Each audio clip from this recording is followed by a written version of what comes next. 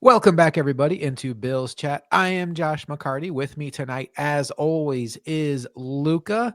Luka, two down, two to go.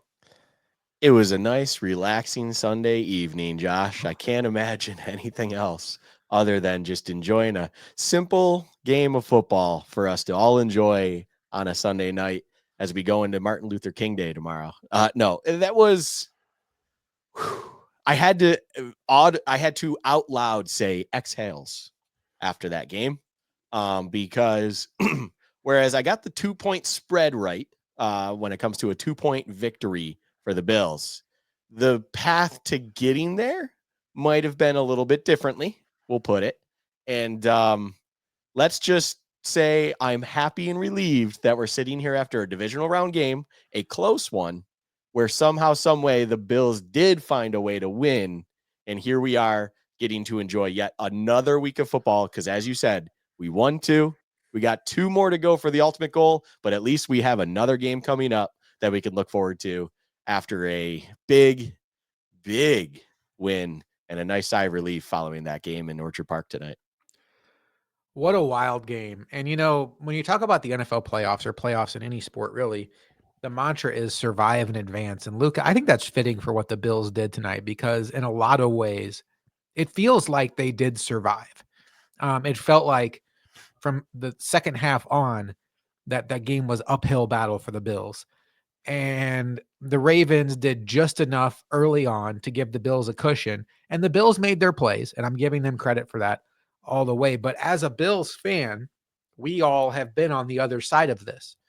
13 seconds comes to mind where you feel like you outplayed the other team and you saw your quarterback make the necessary plays at the end, but other people let him down. And it's a weird feeling, Luka, here as a Bills fan to be on the victorious side of this, to have a playoff game come down to a last second play, a wild finish, and have the Bills on the other side of that. We haven't had that through the Josh Allen run. The wild finishes had all gone against the Bills. The Texans game was a wild finish.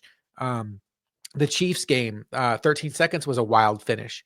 The victories, the Colts game, came down to a Hail Mary, but Phillip Rivers threw that thing 15 yards short of the end zone. That wasn't dramatic. The first Ravens game was a 14-point game where Lamar missed the fourth quarter.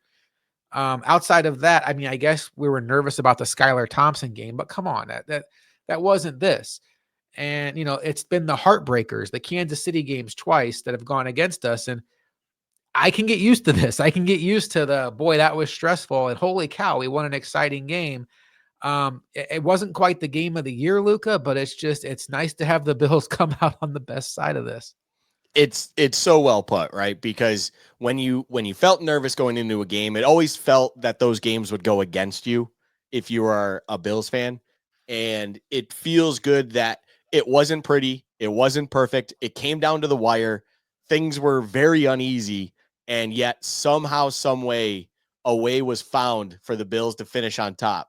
I mean, when you look at the box score as a whole, if you took away the score and you just looked at the statistics themselves, you have to scratch your head and wonder, did the Bills actually, in fact, win this game? And you would question everything. And that feels perfect where the adage or the word you put it as being survive in advance. That is quite literally what this game was. They were able to capitalize on most opportunities early on. They seemed to kind of get in their own little shell just as the Ravens were starting to figure things out in the second half. And then next thing you know, it just came down to, simply put, who was going to be able to make that one or two plays needed to get over the finish line, something that I know I said a bunch that I felt like this play or this game was going to come down to.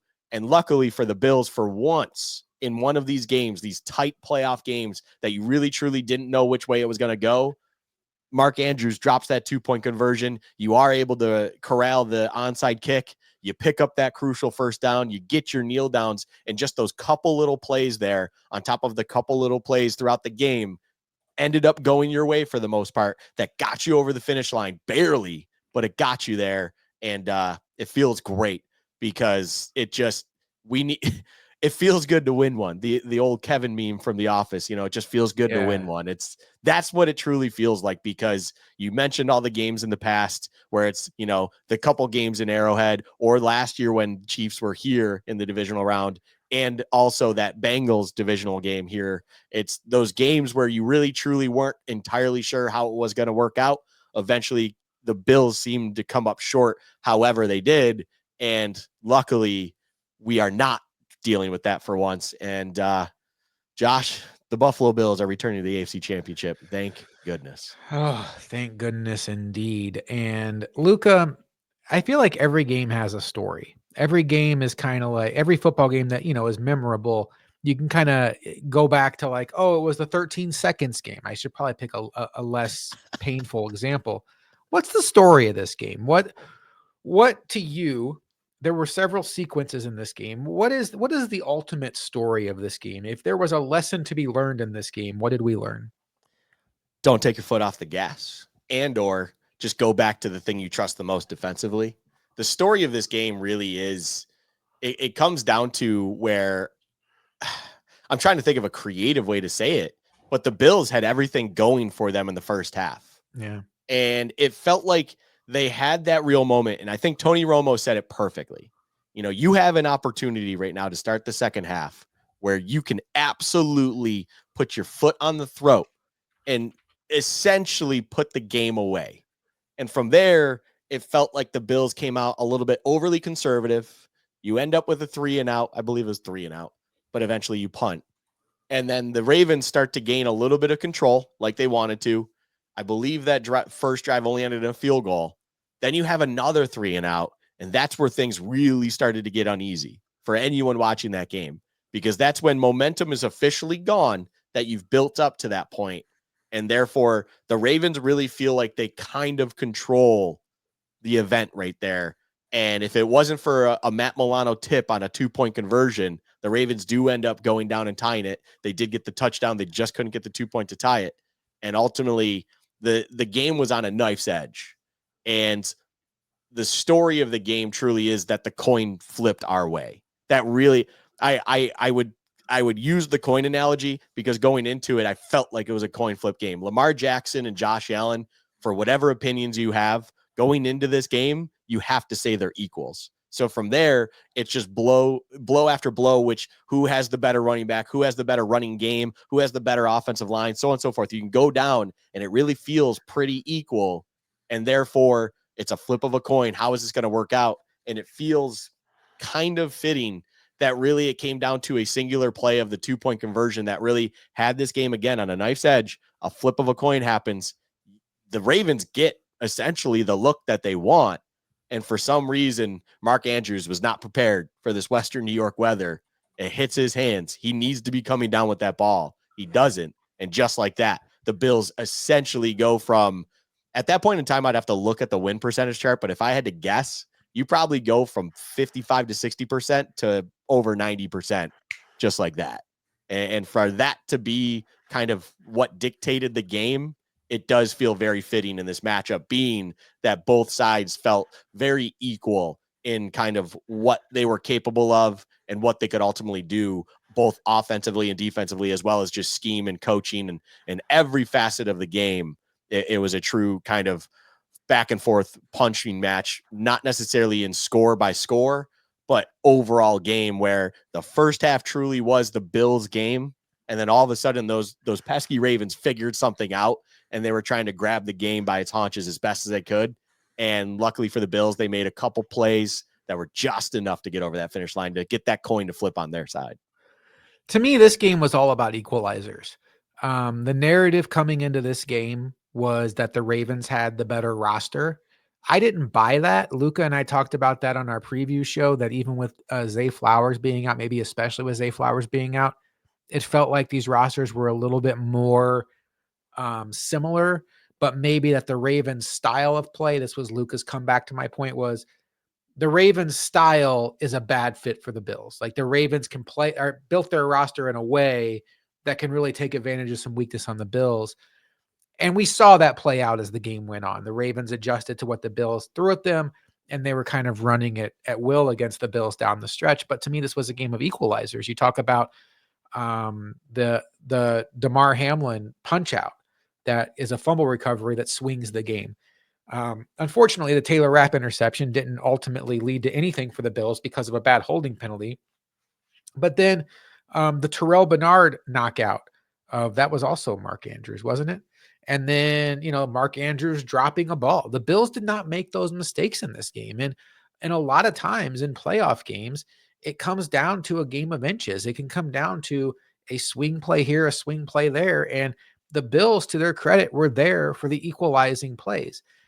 And Luka, I think when you looked at this matchup coming into it, you had to, even the most optimistic Bills fan had to be worried about what the Bills were going to do against this Ravens offense. And I think if you were going to get yourself to a point where you thought that the Bills were going to win this game, there would have to be a certain segment of Josh Allen put his cape on at times.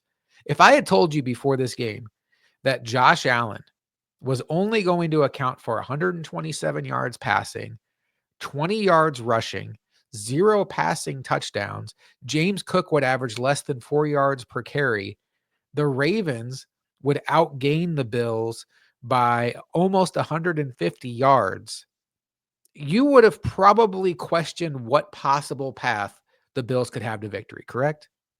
Oh yeah, 1000%. So when you have all that factored in, and then you talk about those equalizing plays, and we talk about this Bills defense, they live off of turnovers. And that is a thing that seems unsustainable until it pops up in a game like this. And then you realize that creating turnovers is a skill. I didn't mean to cut you off there. I wasn't sure if you knew I was kicking it to you or not, but I feel like box score analysis is going to say the Bills won this game. They didn't deserve to win. The Ravens outplayed them and the better team lost. But I think that when you factor in everything that goes into a football game, I think it's almost poetic that in a game that it was like the Bills were Josh Allen against Goliath, it was actually a very subtle, calm Josh Allen game, and everybody else around him helped keep the greater good on check and lead them to victory. This was a supporting cast win for the Bills. That's what this was. I think that point you're making there is extremely valid, right? And when it comes to the defensive side of the ball in general, I love Josh Allen, although it felt like a weird moment to kind of start the whole, proud of my defense talk, because he's mentioning that when the question was, how did you feel when you saw Mark Andrews not catch that ball? And it's all credit to the Bills defense. I don't know if you can credit the Bills defense for a Mark Andrews drop at a 2-point conversion. It hits him right in the hands with no one around. But the point is still valid, where this was a game that absolutely a lot of individuals felt like the Bills didn't have a chance if they felt that way, because the defense wouldn't be able to hold their own against this almighty, all-powerful Ravens offense that, in respect, they were absolutely steamrolling teams when they were coming up against them. I mean, the Steelers game last week showed you that it just felt like they were this unstoppable force at this moment in time. And when you take that and you also just look at it from an overall picture, not really get into the nitty gritty details of that week 4 clash with these two teams, you go, that same situation's probably going to happen again. This is going to be what it is. And luckily, this team showed up with better players from that time. But also, as we're talking about here, Josh, I think it's a very valid point. They did exactly what they always are under McDermott, right? It's a bend, don't break, and become opportunistic at the times you need to. I mean, you're seeing them always punch at balls. You're seeing them go after balls in the air and be aggressive at times, and also just be in the right position when a Lamar overthrow or misunderstanding of the throw, because clearly that, I think it was Isaiah Likely running a corner route and Lamar kind of just throws it like it's a wheel go route. It's guess what? Taylor Rapp's in the position he absolutely needs to be there. If Lamar throws the corner, it's probably caught, but because Rapp's where he needs to be and Lamar just doesn't throw the perfect pass, this defense is opportunistic enough and disciplined enough to be in the right place at the right time and make the play possible. And then on top of it all, I mean, the one thing I will say, Josh, is there were even other moments where I think late in the game, Cam Lewis punched a ball out and it just, the bounce didn't even go for him at that moment in time. But that's what this defense does. They're willing to let you take that underneath if you want it. And then from there, they're absolutely going to hunt you down in the open field. Worst case for the Bills' sake is they just at least tackle you and stuff like that beyond breaking it free. But they're going to absolutely attack that ball aggressively, play in, play out. And then eventually, if you keep driving it down the field, they have the end zone behind them. It gets tighter windows, and that's where normally you get to see them kind of thrive. And we even saw that tonight for the most part. There was one that they punched in, but you were seeing this Bills defense kind of start to stand on its head and force a couple field goals right when they got their backs against the wall kind of situation. It was a very perfect kind of fitting game from a defensive perspective. The Ravens are a very, very, very good offensive team, and yet this Bills defense overall, I do believe, and I think you share the sentiment, held their own very well. And they got the job done when they needed to. And they also were able to create those turnovers when the opportunity presented itself, whether it was an interception, whether it was getting the ball forced out either from Lamar and or a receiver, and then just jumping on it as soon as possible and being ready for the occasion to allow those short field opportunities to occur for the Bills offense, where you don't necessarily need the yards, you just need the production, whatever the drive calls for, to then punch it in and or get the points needed to make it an 8-point game or whatever it is at the time. So it was a full team affair where Josh Allen was, of course, the conductor of the show, but it's not one where we absolutely needed him at all times to have the Superman cape on. We just needed it in spades. And for the most part, he got the job done. I will say, I'm sure a lot of people out there, we would have liked to see the ball in his hands a little bit more, especially when they started to kind of go into a little bit of a shell. But that's a lesson learned, I think, for going into next week, that hopefully they don't make that same mistake again if they're presented with a similar opportunity like they had today. I want to talk about my favorite sequence of the game. Okay. And I talked about this at halftime. And I think this is the one that ultimately won the Bills the game, even though it was in the first half. It starts when the Bills have let's do some quick math here, a 14-7 lead. The Ravens have the ball, and they hit a big play over the head of Damar Hamlin, who's in single high coverage, to get down to like the 5-yard line. From that point on, the Bills hold them to a field goal, and that to me was an ultimate game changer. But my favorite sequence is with 3 minutes and 43 seconds left on the clock, the Bills get the ball back, and they go on a 3-minute and 27-second touchdown drive, executed to perfection, to not only bleed the clock and give the Ravens zero chance to answer before the half ends, set themselves up for a double dip opportunity that ultimately did not come to fruition, but to go into halftime with a 2-score lead. I thought the Bills were so sharp in that offensive drive, Luka. I thought that even when they had the ball with like a minute and about the 15-yard line, they ran a play with Ty Johnson up the middle just to bleed about 40 seconds off of the clock before taking their shots at the end zone, got the timeouts again away from the Ravens. We talk about it all the time. These playoff games come down to a game of inches. And these are the inches that in his career, we've seen McDermott leave on the field. And you start looking at things and you're like, man, if you just would have been a little more buttoned up here, or a little more buttoned up there, you squib it instead of kicking it deep on 13 seconds, yada, yada, yada. We had the example last week against the Broncos, game of inches, where the Bills are on their 1-inch line back to the end zone on offense, and Spencer Brown tries to draw an offsides penalty, cost the team an inch. But if he gets that call, it's a 5-yard penalty the other way. Game changer, game of inches. And then today, the Bills manage that end of half sequence perfectly. And it all adds up in a game that you win by 2 points. I feel like we're only 2 games in to this playoff run that hopefully goes 4 games. But so far, so good for the McDermott critics that always say that he doesn't have his team ready for these playoff moments. I thought again tonight was an example of McDermott having his team ready both for situations, and then we can talk about some of the stylistic things they did on defense to really confuse the Ravens early on. I think I'm 85 to 90% of the way with you there on this game. I think the first half, I'm 1,000% with you.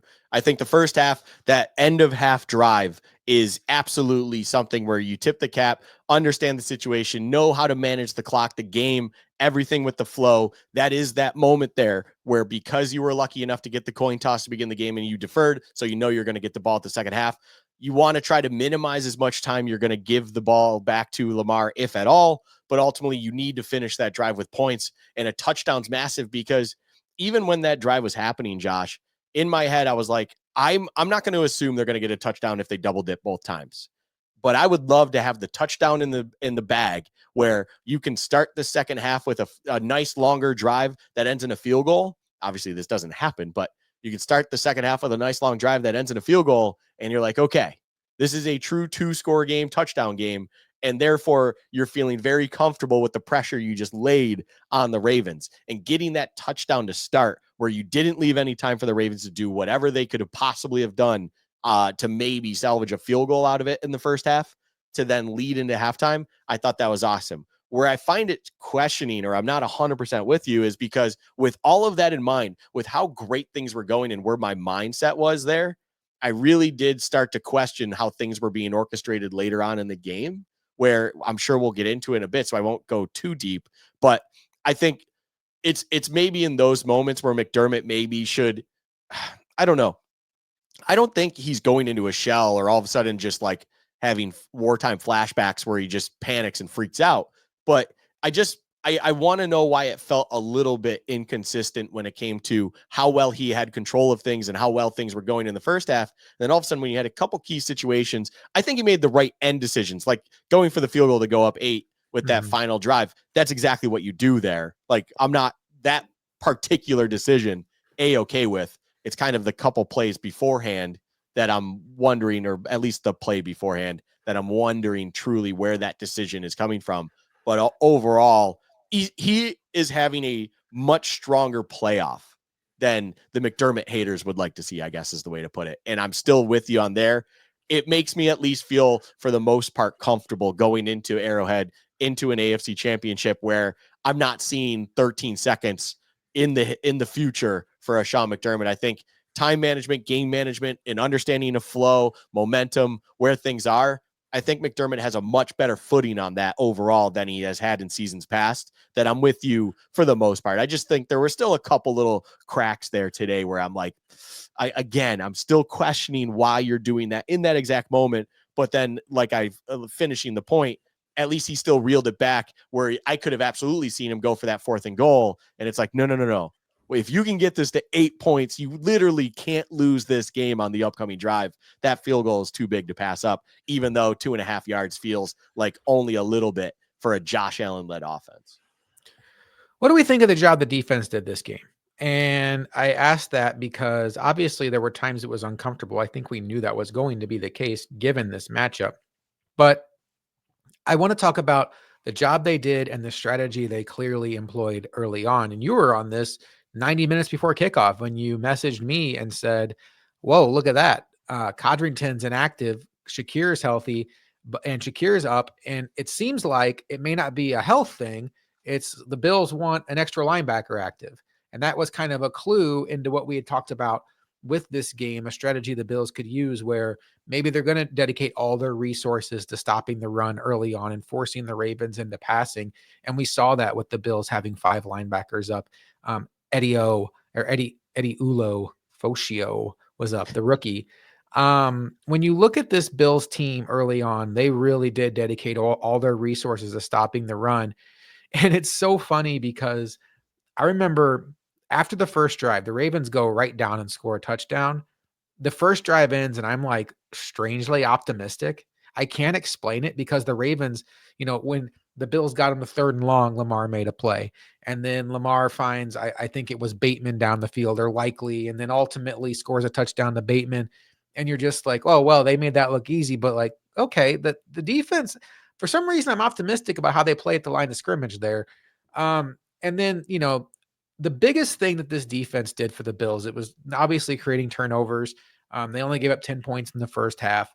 But when you look at this matchup, they got the game to a point in the second half and in the fourth quarter, Luka, where it was on the Bills offense to put the game away. It wasn't a situation where the offense had to score and then the defense had to get a stop and the offense had to score again. They got it to the point where the bread and butter of this team, the offense, had a chance to put the game away.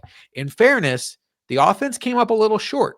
If they had gotten that touchdown instead of the field goal late, game's put away. But the defense had to go out there and make one more stop, which ultimately they didn't make, and Mark Andrews drops it. But I come away very impressed with the defense. I think it's fair to say they passed the test. You held Derrick Henry to 84 rushing yards, but it wasn't a perfect day.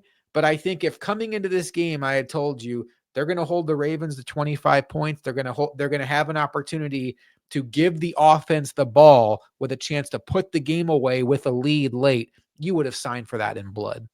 I think the defense, if I had to give them a letter grade, I'd honestly give them a B plus or an A minus. I think all things considered, this is regardless of health and looking back at the week 4 matchup and saying, well, it's a lot different of a defensive unit when it comes to personnel. Yes, that's true. But I think it's also true where it is just a bad matchup. The Ravens offense is a bad matchup for this defense, for Sean McDermott. It doesn't take a genius to recognize that. And I think any Bills fan or something that might say otherwise, I think you're just being a little bit clouded or just misguided in that opinion. And all in all, what I love is early on, as you're saying, like they were selling out resources, the flexible resources to stop the run. And I thought early on they were doing a good enough job where you weren't letting Derrick Henry get comfortable early. And then from there, we're able to create those turnovers and opportunistic things that you knew were not going to continue to happen throughout the game, right? You got 3 turnovers in this game.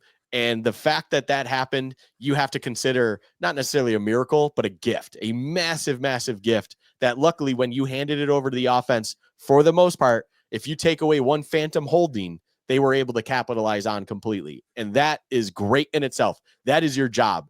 And even when eventually you started to get wore down, when eventually the Ravens were starting to, take control of everything, the trenches, they were absolutely killing the Bills in the second half. When that was happening, which felt inevitable, at least you were able to have this game in control early enough and hand the ball over to your offense so that when the game got tight once again, as you put it, the offense didn't hold up its end entirely, but the game was still well in control, that the offense needed to come up with a few plays just to get it over the finish line. And the defense deserves a lot of credit for that. The defense absolutely, in my opinion, did pretty much as best as it could. It was frustrating at times, especially that one touchdown drive in the third quarter for the Ravens. That was when it was really like, oh crap, here we go. Like, I was happy that the Bills offense was able to have a long enough drive in the fourth quarter that ended in a field goal that was 10 plays.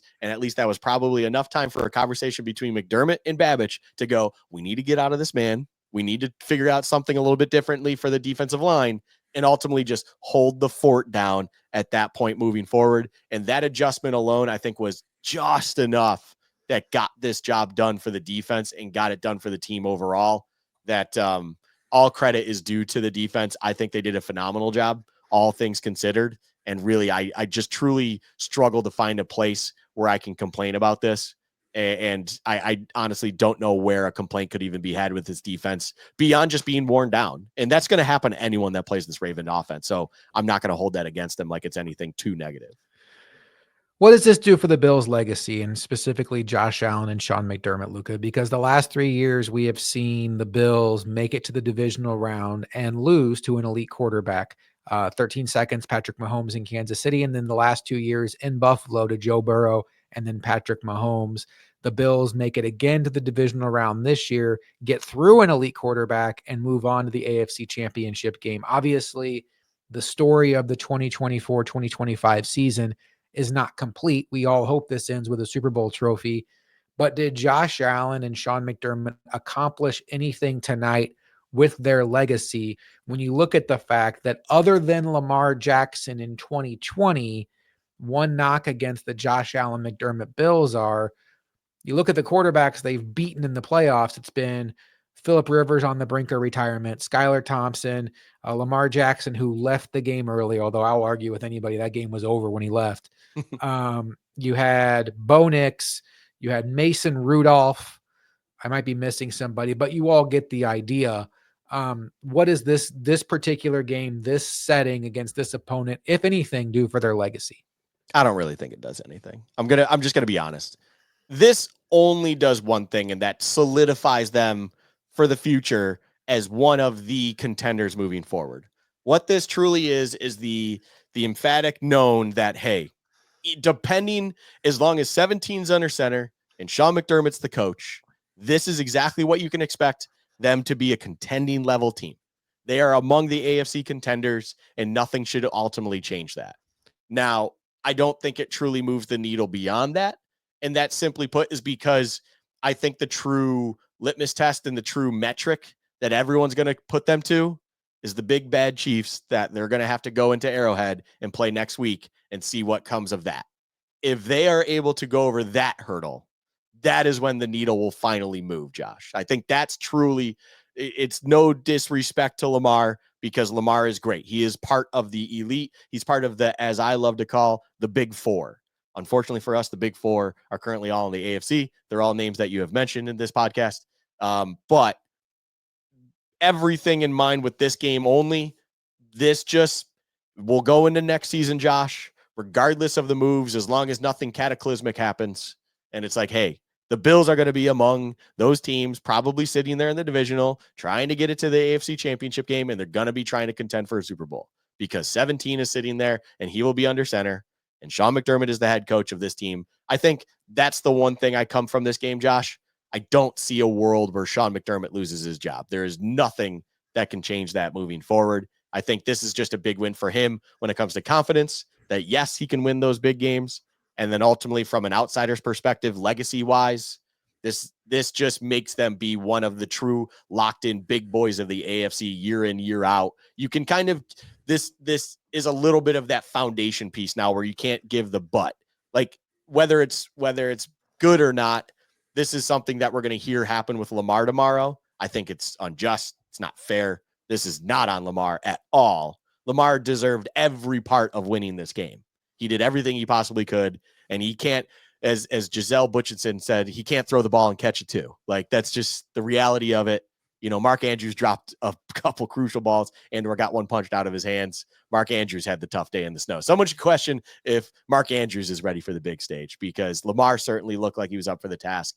But ultimately, that's where the questions are going to be, whether it's just or not. And then for Josh Allen, for the Bills, for Sean McDermott, this is just kind of locking them in place as a Super Bowl contender in the AFC, as an AFC contender, and you give them the little bit of the clout and the history of it. Hey, they were able now to do this. That is proof of why they are capable of doing it, and we're going to move forward thinking that that is the case.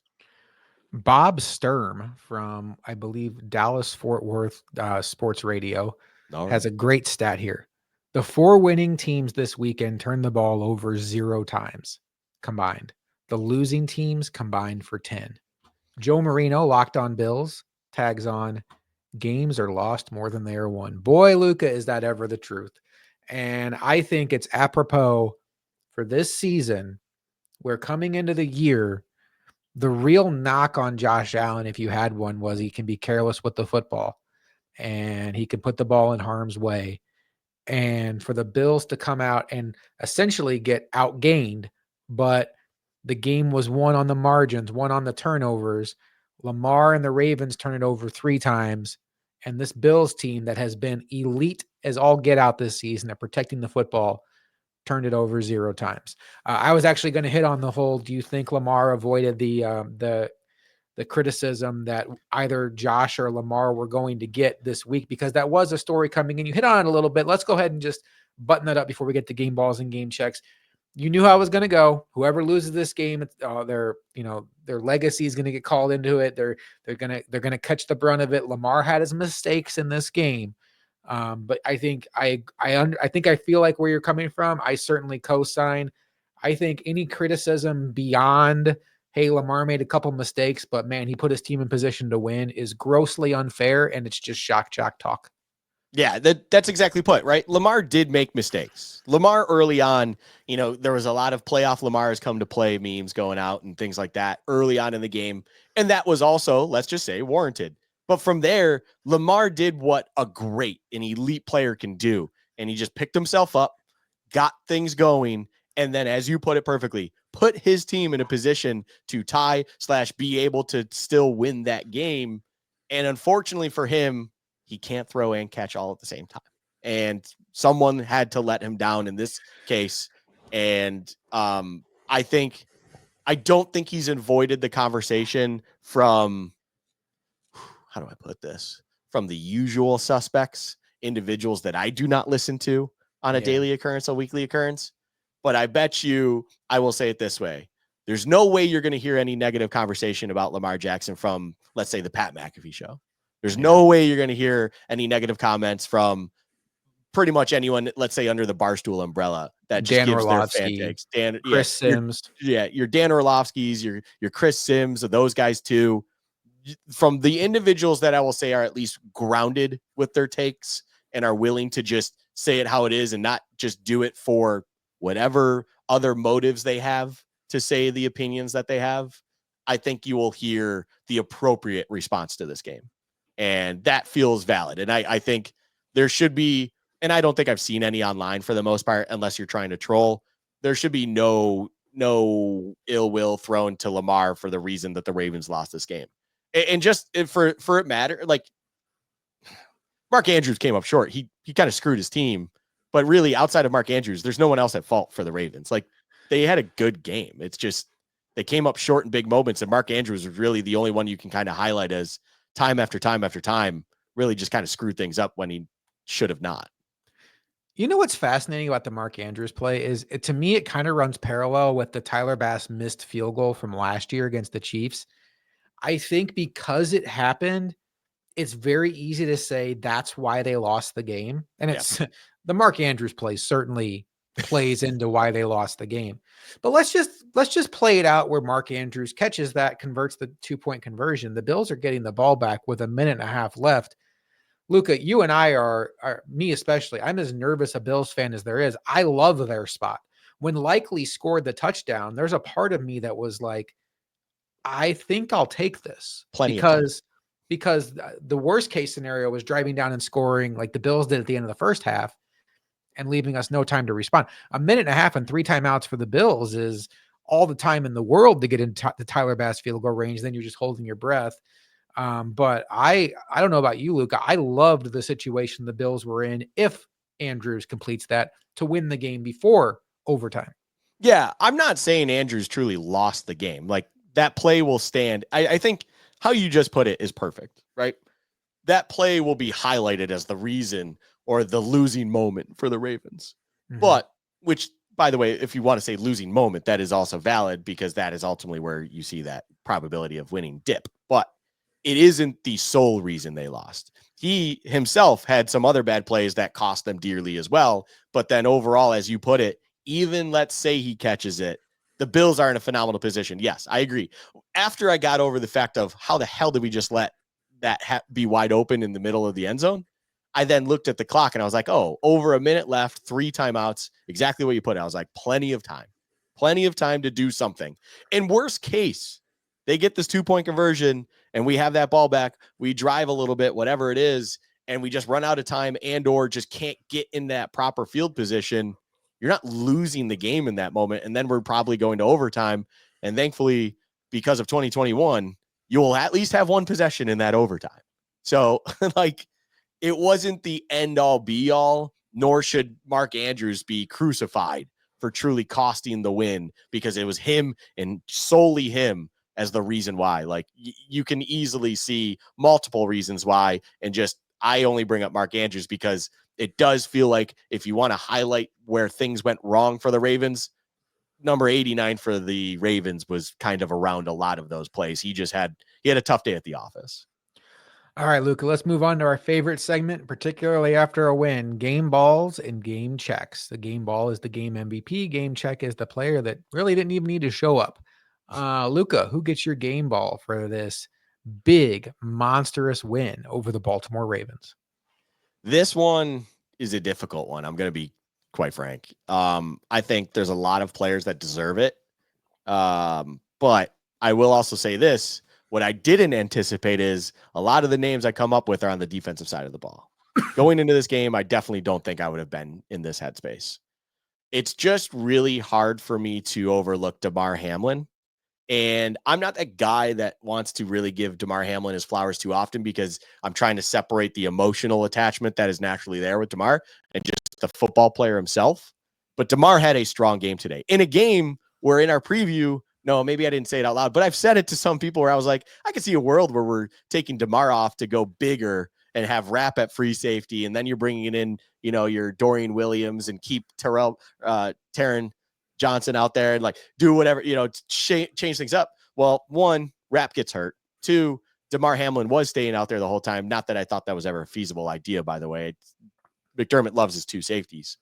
And Damar had a very strong game. He forced the fumble on that sack, although it's not like he forced it from a straight punch, but you got to wrap up Lamar in that moment. He got it done. He lucked out even getting a forced fumble that 28-year-old Von Miller houses easily, but unfortunately for us, 36-year-old Von Miller does not.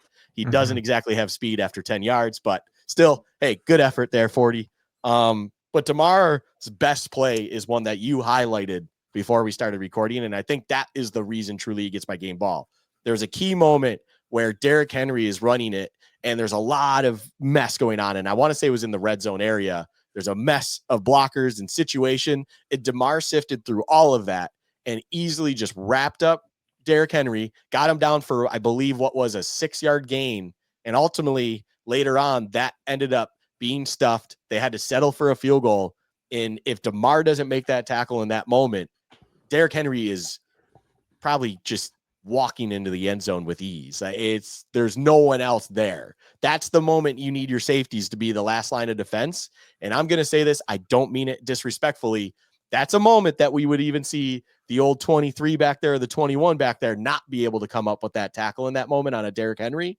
And ultimately they got it punched in, and you're just left frustrated in that moment.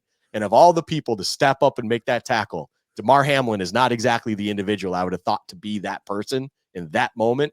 So for that tackle, for coming up with the sack and forced fumble that ended up happening from that, being the leading tackler on the team, from what I understand on the day, Damar Hamlin gets my game ball, because that is a performance that, take all the emotion aside, he had a great day at the office, and he was a very big part of the defense's success on the day. It was a massive play, and I hate to even bring this up because it's such a stupid minority of people that even like put this out there, but Twitter can be gross. You stay off of it as much as you can. You're probably a much happier person for it. But there was a segment of Ravens fans that were talking about if Damar Hamlin runs into Derrick Henry, and you can kind of finish that sentence, you can figure out where it's going. And he did run into Derrick Henry, and he saved 4 points, and the Bills won by 2. So good for Damar Hamlin. I mean, he has regained his entire career and been a very solid starter. I love that pick for you for game ball. There's a couple of guys I want to mention here. Terrell Bernard, I thought, he just has a nose for the football. Obviously made the massive play on the knockout. I don't think this was his best game in run support, but he's one of those guys that when you think about creating turnovers, he just has that knack to get it done. I thought AJ Epinesa was very strong in run support and containing the edge today.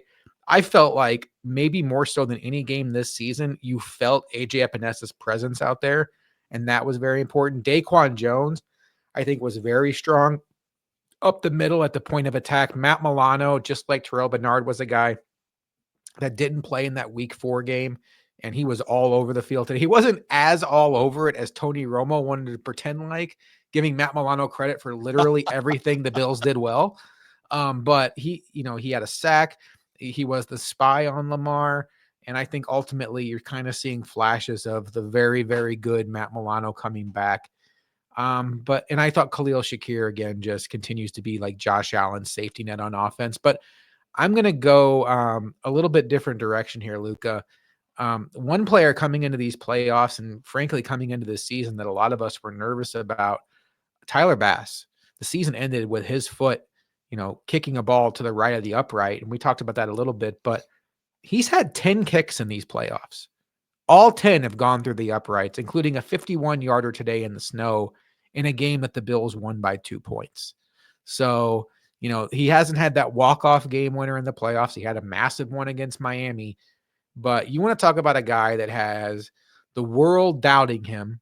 Everybody remembers what happened last year against the Chiefs. He has been, to this point, perfect for the Bills every time they've called his name in the playoffs. And I want to give him a lot of credit. I thought that 51-yarder was massive. I thought the Bills were making a grave mistake sending him out there for that kick. I didn't think he was going to be able to make it. I thought it was a tough ask for him, and he drilled it. And Tyler Bass, kudos to you. And, that's not the kind of position where once you start going left, it's easy to get back on center. And it feels like in a lot of ways, Tyler Bass maybe has prolonged his Bills career because he's come up bigger this year than I think people give him credit for when you look at the overall stats. Game check award, Luka. There was some performances out there that I think could come to mind here. Who gets your game check award for Bills and Ravens? I can't believe Josh Allen only had 147 yards total, Josh. He Got to get the sucks. game check. Should have gone to Trubisky. I was saying it. I feel like there's just one highlighted candidate for this situation, and it's someone that I think you highlighted going into the game very well. And I think a lot of us had positive feelings that if there was a time for this guy to finally show up in a big moment, at least for this team, after bringing him in mid-season, this was it. The situation presented itself. I will say, even with me giving this, there was one where I think Allen threw the slant to Shakir, I think it was, and Shakir picked up, let's say, 5 yards. And this individual was also lined up one-on-one on the outside running a quick slant that I was like, you just literally got the situation you probably want with him. Let's throw him the ball and see what he can do. I'm not going to not say his name anymore. Amari Cooper gets my game check award. He basically just didn't need to exist today.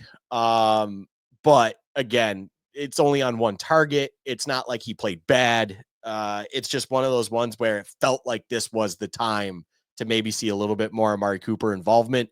And it's just whether it's Allen's just not truly comfortable with him, or he's just so overly comfortable with Shakir and even your Knoxes of the world or whatever it is, like, so be it. But Amari Cooper, sadly, it was you that seemed to stand out among the crowd of the Bills, and you ultimately get my game check award. He is the best answer for this. He would have been my answer. It's a phenomenal point by you. I wanted to also bring up, there's a couple other guys in game ball I forgot. Ed Oliver, I thought you felt him a couple times on the game. And then Rasul Douglas can't be overlooked how huge he was on that onside kick recovery, as many of us were just petrified about losing a playoff game in the most painful ways possible. So you took my answer, which obviously it's okay. I'm going to go. I just had the answer and now I can remember. Oh, you know who I'm going to go with? I'm going to go with Dalton Kincaid. And, he actually outperformed Dawson Knox in the box score. But I feel like this was the kind of game where you look at what the Ravens had out there with their linebackers. And I felt like Dalton Kincaid had a chance to really make some noise. He had that drop where it would have been a tough catch, but man, you'd love to see him make it for Josh Allen on that first drive, which really started that snowball of, oh man, the Ravens are getting back into this. I love the player, Luka. I still believe in the player. There's so much talent there. The smoothness that he runs routes with, I still believe his hands are some of the best hands on the team. I still believe in the upside of the player. I just think that at this stage of his career now, deep into year 2, I think you'd like to see more. And I think he's leaving us wanting more a little too often, particularly for a team that doesn't just have a target funnel like a Jamar Chase or an AJ Brown, where it's like, well, he's not getting his catches, but look who's over here. There's plenty of room for Dalton Kincaid to eat. And I just, I think he's leaving us all wanting more. But hey, there's 2 games left. Go out there and get more. Luka, I don't really want to get too much into what's next because we have all week to talk about that. And I have a feeling we have a preview show coming up on Friday, the AFC Championship game. What I actually want to finish with, though, let's have some fun. I want to talk about what was going through your mind in about the minute and a half between Mark Andrews dropping the ball and Rasul Douglas recovering the onside kick. Because I will tell you exactly what was going through my mind. At that point, the Bills are up by 2, and the only way they're going to lose this game is recovering an onside kick. And I am thinking to myself, if the Bills lose a playoff game, you have to live with however this ended for the rest of the offseason. And you're talking about a scenario where they drop a pass, gift you a win, and you give it right back on a play that has a 95% success rate and you fall into the 5%. And I was living petrified, Luka, drawing comparisons, ready for this, to the 2007 Dallas Cowboys Buffalo Bills Monday Nighter, where the Bills led by 8 points with 30 seconds left and lost in regulation in this exact same sequence, where it was touchdown, missed 2-point conversion, onside kick recovery, miracle field goal. And oh my God, Luka, as sucky as the off seasons have been around here, can you imagine a scenario where we're replaying the 2 Josh Allen snowplow plays that should have been, followed up by a Lamar Jackson touchdown drive for the ages, and then, oh, Mark Andrews gives us life. We give it right back with the onside kick, and Justin Tucker breaks our heart. There's not a lot of scenarios out there where I wouldn't want to get out of bed in the morning. That would be one, and that was what was going through my mind through that entire time. You're not generally as fatalistic as I am. Where was your head at before that onside kick? Before the onside kick, I was like, it's not like I was thinking percentages, but I was like, there's a way better chance of this being recovered by the Ravens than usual.